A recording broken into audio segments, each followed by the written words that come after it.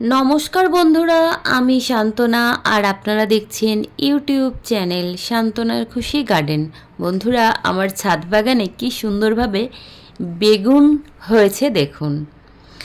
এই বেগুন গাছটি বসানো আছে মাছের পেটিতে, আর যে মাছের পেটিটা আমি রেডি করেছিলাম বছর 3-4 আগে, অর্থাৎ পুরানো টবেতেই বসানো আছে আমার এই বেগুন গাছটি। তারপরেও কি সুন্দরভাবে টাটকা ফ্রেশ বেগুন হয়েছে দেখুন।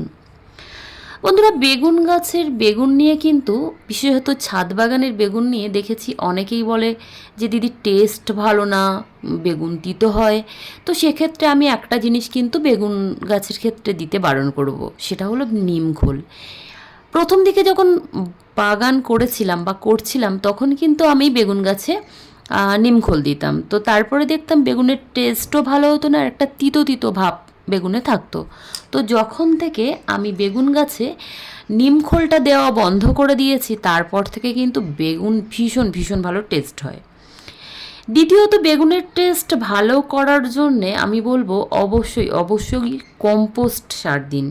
হ্যাঁ, যখন গাছটা বসাচ্ছেন যে মাটিতে, বা গাছটা বসানোর পরে যখন দেখলেন গাছটা ধরে গেছে, সেই সময় গাছের গোড়ায় অবশ্যই কম্পোস্ট সার দিন।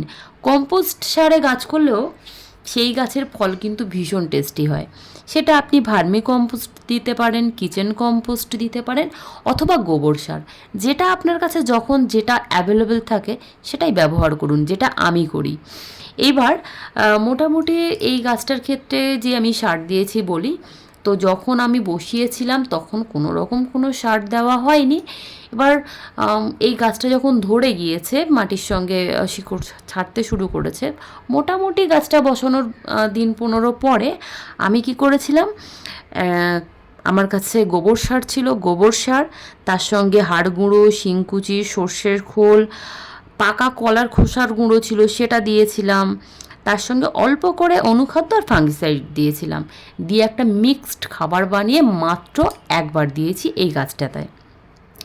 এবার বলি বন্ধুরা, এই খাবারের সঙ্গে যেহেতু এখন বর্ষাকাল, আমি আরও একটা জিনিস দিয়েছিলাম, সেটা হচ্ছে অল্প করে ফিউরোডন দিয়েছিলাম।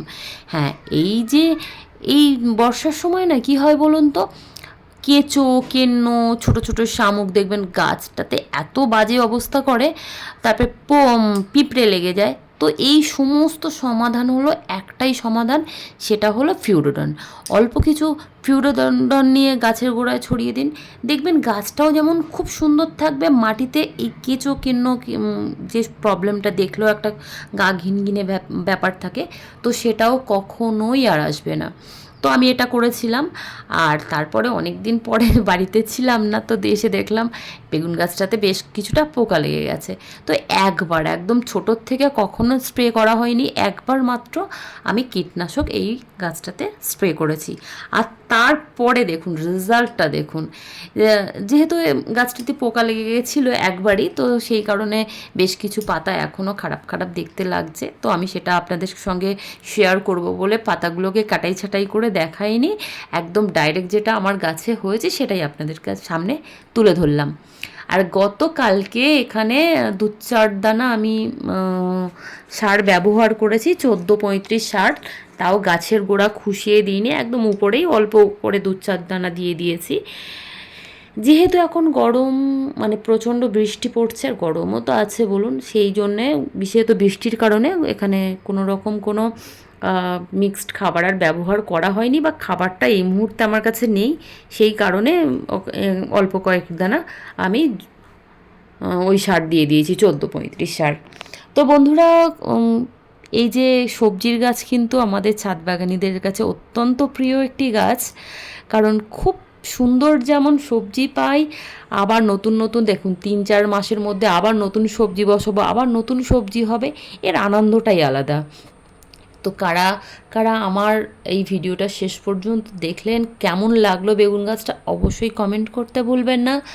আর বন্ধুরা, আরও একটি কথা, নতুন বন্ধু হলে অবশ্যই অবশ্যই চ্যানেলটিকে সাবস্ক্রাইব করে পাশে থাকতে ভুলবেন না। Thank you.